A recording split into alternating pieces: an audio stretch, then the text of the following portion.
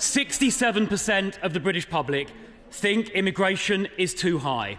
The British public is right.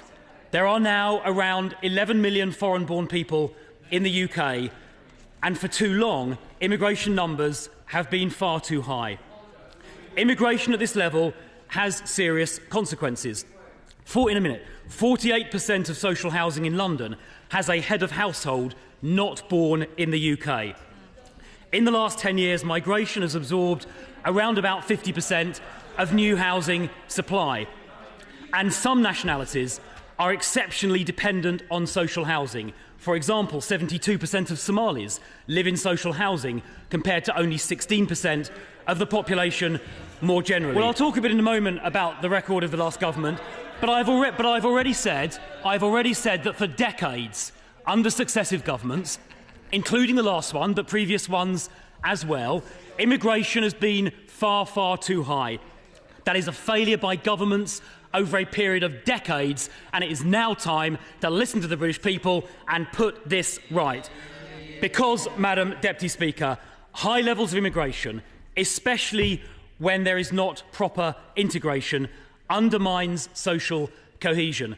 And a nation-state, a society, can't function when you have social fractures. It can't function properly. The nation can't function properly.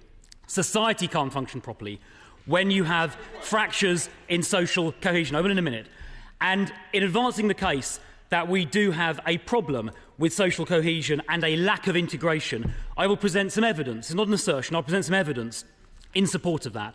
And let me start with this. The most recent census revealed that a million of our fellow citizens don't speak English at all or properly.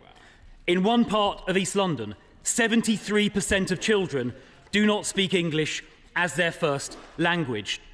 And some nationalities have extremely low rates of economic activity, or very high rates of economic inactivity. So, for example, amongst people born in the Middle East and North Africa, economic inactivity rates are 40%. That is double the rate for people born in the UK.